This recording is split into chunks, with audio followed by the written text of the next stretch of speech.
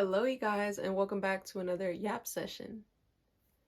Today, we are going to get into some deep stuff. Today, I want to talk about how our thoughts truly rob us from our joy. Like, I feel like I hear sayings like that, like, a lot, and it's kind of just like, but it's so true. It is so true. I don't know about y'all, but for me, when I'm emotional, it is so easy for me to immediately start believing all my thoughts. And when I say that our thoughts really rob us from our joy, is because of the fact that not all thoughts are true.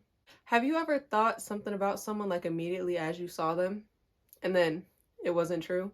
Or like you hear something in your first instinct, your first thought wasn't true? So why we gotta believe all the negative ones about ourselves? I got you and I got myself too. We're humans, we're emotional beings. When you're in a rational state of mind, it's so easy to have a negative thought about yourself and then brush it off. Like just be like, like the way someone's tone was today, like, does that mean they don't like me anymore? Girl, you just being sensitive, like maybe they're having a bad day, blah blah. But when you think about that, when you're emotional, when you're already feeling shitty, it's like, no, because their tone changed, that means it's true. That means it's true. And we just are our biggest haters for real. I feel like our thoughts give us joy just as much as they rob us of joy. You have the thought of being like, I'm so beautiful, I'm so proud of myself, and self-affirmations and really believing your own truth is like the most important thing. But then when you have those negative thoughts that aren't true, that you internalize to be true, which, like I said, your own opinion is like the most important one. Whether people think it is or not, it is. And so when we have thoughts like that and we believe them to be true, it can be just as bad. They could be like positive as hell or negative as hell.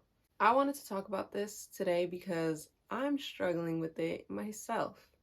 And I'm working so hard on being vulnerable because it's so important. Like, I feel like I've always been such a vulnerable person, but it's like as I grew older and went through things, it makes it harder for me to be more vulnerable, which I think really makes a lot of sense and happens to a lot of people. Or for some people, it's different.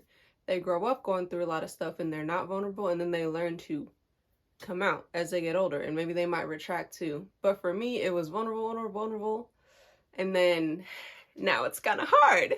And I think a lot of times when people come from a place of not being vulnerable and being comfortable and being vulnerable from when they were younger to opening up when they're older, a lot of it has to do with kids who like grew up in abuse.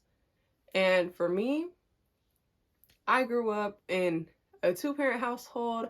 I was happy. I didn't see my parents um in any type of toxic relationship. Like, we had family time, I had birthday parties, I had friends, all of that. And then I grew up and I felt loss, I felt heartbreak, I went through abuse, and it's just like, okay, now I get it. When people be like, it's hard for me to open up, I was always be like, why?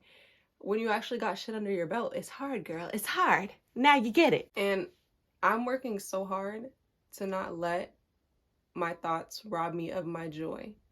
It has been a struggle this whole past year coming out of being in an abusive relationship.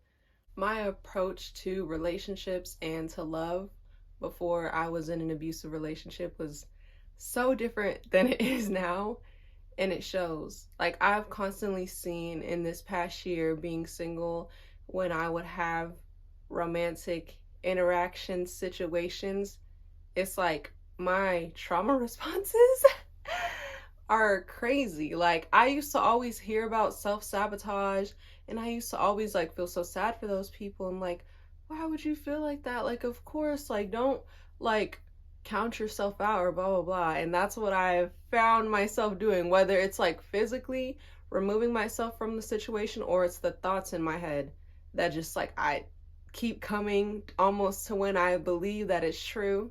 And I'm fighting through that feeling every day. Every day. I feel like a huge problem in my love life and in a lot of young people's love lives was compatibility. In my first serious relationship, I found myself trying to change this guy so much. Like, that wasn't my abusive relationship, but my first serious one. Like, when someone's showing you how they are, they're showing you they don't care enough to change it or whatever. But I was so pushy, like, no, this has to work. Like, can you please do this? Can you please do that? I was just trying so hard. And girl, that's not the thing. If someone is showing you this is all I have, girl, you have to take it or leave it. And in my next relationship, which was abusive, I felt like I was with someone who loved me but was not compatible with me. And I think just through all of that is what would cause the abuse towards me. Like, just like the want and the pull so much when people are just not compatible. And so it's like, girl, everybody knows when you get in relationships, nothing is going to be perfect. You guys aren't going to agree on every little thing. You guys aren't going to have the exact same morals, beliefs, you know, when it comes to common sense and human rights. But I'm just, that should be locked in. But y'all know what I'm saying. You guys aren't going to 100% agree this on everything. Like, there's going to be differences. There's always going to be something you don't like about someone, which I know. But when it comes to my thoughts and like this self-sabotage that I have from the effects of abuse and not feeling like enough and feeling like I was punished for not being enough, it's like I feel like whenever there's some sort of, oh, this might not completely align, maybe we have a different opinion on that, I always think to count myself out completely because I'm so scared of trying to change someone again or not be enough for someone again. I just immediately think, oh, well, if we don't think the same on this, like, maybe he should talk to a girl that'll make him happy that is on this. Or I just automatically think of things like, oh, maybe he wouldn't like that or he wouldn't accept that, so maybe he would be happier with someone else who accepts that. And it's like, majority of the times that I do it, actually all the time I do it, nobody said anything. Nobody told me, yeah, I don't accept you. Yeah, that's not enough. Yeah, I should talk to someone. It's me already internalizing that, oh, like, boom, solution. Count me out. That's fine. And in those moments, sometimes I think I'm being logical because I'm like, I stress compatibility so much, but so much of it is fear. It's fear and it's self-sabotage and it's a trauma response. And I know that we all have self-sabotaging moments. So if you've ever felt like that, I hope everybody else can have the same realization that you may think you're being logical, but you got to look at the whole picture and be like, am I being logical or am I being scared? Am I moving from fear? You feel me? I feel like the saddest thing about this healing process was like, for context, my last relationship, I was emotionally abused and sexually abused, sexually assaulted, all that. And I would always think, like, when it comes to dating someone new or approaching a new relationship, I would always be like, this is so cringe that, like, I have to be vulnerable about this. Like, cringe, I gotta talk about this with someone, I gotta, cringe. Like, it would always just make me cringe. And, like, that's so sad. That's actually so sad, because why am I cringing at, like, this is my truth. This is my truth, and people go through stuff, and it was my first time going through something like that. So if someone really wants to be with me, they're going to want to hear my truth. They're going to want to learn about it, learn all that. So it's like the fact that I used to cringe because, like, I felt like it was a burden on me because of my own thoughts and, like, the effects of abuse. Like, girl, just because you're not 100% healed and you want to think, oh, that's cringe, doesn't mean somebody else is going to think that's cringe. That's what I mean when I say the whole, like, your thoughts aren't true. But it's like when you get emotional or when you get anxious, you're just like, everything negative is true. Girl, why? What proof do you have? And, you know, unfortunately, when abuse happens to you, when you go through SA and stuff like that, I kind of had to, like, educate myself, because I had to be like, what is happening? Why is my body panicking? All that, this and that. And I'm learning through therapy. And I didn't even know that, like this guilt and this self-sabotage was normal. Um, I did not know that because it's always like you understand so much when you see it from your own perspective. Because if I would think about anyone else saying they got essayed, they went through some type of abuse, and I heard them blaming themselves or feeling cringe about it or feeling guilt, I would be like, why would you feel like that? This isn't your fault. Like, don't ever feel like that. Like, it is not on you. It's on the other person. Like, I don't want you to talk about, and it's like, I have to apply that to myself. And I'm working on it. I'm working on it. And I guess I'm yapping a lot. I kind of go all over the place when I yap. A lot of times when I make content like this, I don't have a script, I don't have notes because this is 100% authentic. But I guess I'm just saying if anybody else struggles with like this self-doubt or this believing all the negative, like at times, I just want to share like something I heard through therapy and that I've been trying that's been helping me a little bit. It's like a lot of times when it comes to anxiety or like these negative thoughts, we always think of it as something bad, like just go away, blah, blah, blah. But like we don't ever think about like maybe this is trying to tell us something. Maybe this is like a reminder. Like our body's not just doing this for no reason. It's not always to hurt us, you know? And I remember when my therapist gave me that perspective, I was like, I have never thought about it in my life because obviously I don't see it as something positive. And so when I had that conversation with her and I really thought about it, I was like thinking of a whole different perspective. It's like when I believe all these thoughts like of counting myself out, feeling like I'm not enough, all this, it's like I think maybe it's still here because I'm needed to remind myself that I am. Like, girl, you got my work to do. And so the past couple times I felt like that, I've just been like, you are more than enough, girl. Like, physically say it to yourself. Physically, the way you would talk to someone else who's going through this, hug on someone else who's doing this, do it to yourself. I know it sounds corny, like self-hugs and stuff like that, but I'm just like, girl, you're more than enough. Like a crazy abusive psychopath saying you're not enough, that's not even your opinion. It's not even your original thought. It's trauma that you're carrying in your mind. Did you think you were enough before that? Yes. Do you think you're enough when you're not having this one thought that doesn't hold truth? Yes. So what are we doing here, girl? Okay then. Act like you know. Act like you know. And that really like said a lot to me. Like, oh my God, thinking of like not always this being negative, like being like your body has these effects, has all these alarm systems and all that for a reason. And I was just like, I really thought about that. I heard a different perspective and I was like, okay, now I know the reason. I know the reason.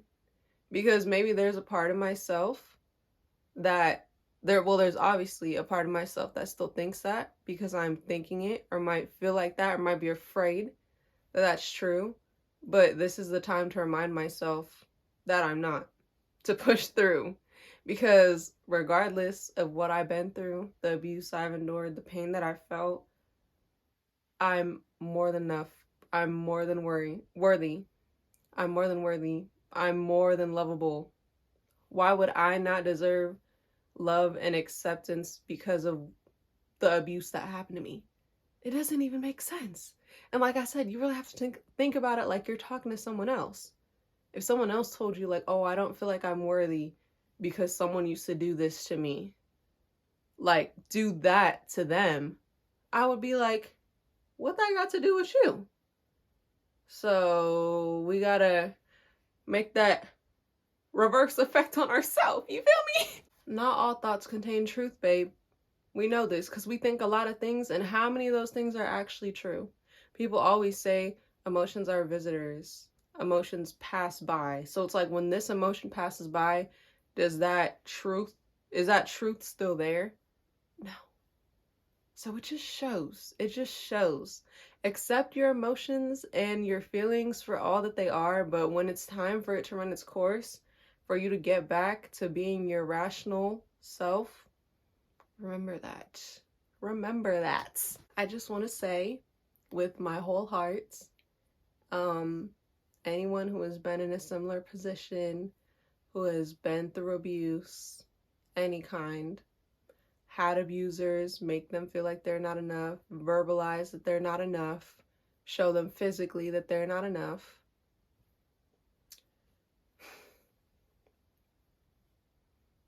You're more than enough. Their thoughts are not your thoughts. Their feelings are not your feelings. Remember that you have your own thoughts and your own feelings about yourself outside of the abuse, outside of the outside world. What do you actually think? Truly. I'm speaking to you guys and I'm speaking to myself when I say you deserve a healthy relationship. You deserve love. You're gonna experience love without abuse. You're gonna find someone who accepts you, all parts, all pasts, all triggers, okay? And I always think too, like when you say this, it's always the reason of people are always thinking of the negative. Like it's always like, I'm not gonna find this or I'm not. But it's literally like, what reason or explanation do you have that you're not? You don't even have an explanation. So if you ain't got an explanation for that, like why would it not happen? Why would you not find love? What is the reasons? You know? Why not think of the other side? Why wouldn't you? I don't know. It might take time. It might take more healing. It might take more triggers, more fighting these feelings of self-doubt and self-acceptance. But why would I not? If I keep trying and I keep affirming myself, like the fake it till you make it part is very, very true. Literally, I felt insecure before. I felt, like I said, even with these feelings, it's like they pass, y'all. I think it for a second, like, oh my God, maybe I shouldn't like get close to someone. Maybe I shouldn't keep pursuing someone. Like maybe this, or maybe they won't accept me because of this. Like, girl, why not? And I literally fake it till you make it. Like, I respond to myself with like, I'm more than enough. Someone is going to accept me, blah, blah, blah. And that's why I feel this way till this day. Because I keep affirming, like, repetition is key. Y'all know people play sports, you keep doing shit until you're good at it, until it just sticks. I feel like that's exactly the same thing with this. All of your thoughts are not true. Do not let outside noise, anxiety, past opinions rob you of your joy. Don't let those thoughts rob you of your joy. Okay? Okay. Okay. I hope this message was received loud and clear. Even though I yap and go all over the place, I know if you got it, you got it. Thank you guys so much for watching another YouTube video. I hope you enjoyed this. I hope the message was received. It helped someone. Yeah. Please like, comment, and subscribe to this channel if you want more healing content or if you want to laugh a little bit. Because when I'm being a little less serious in my story times, I'm really funny as fuck. So you may as well just subscribe. Please follow me on TikTok and Instagram at Alicia Milan. Okay? You don't want to miss my daily content and me updating when more content is coming. So go ahead and follow that. Also, tune into my podcast on Spotify, Alicia's World. Or maybe you're already listening on there. But if you're not, go tap in with that too. Thank you guys so much for watching another video, and I will catch you guys in the next one. Bye!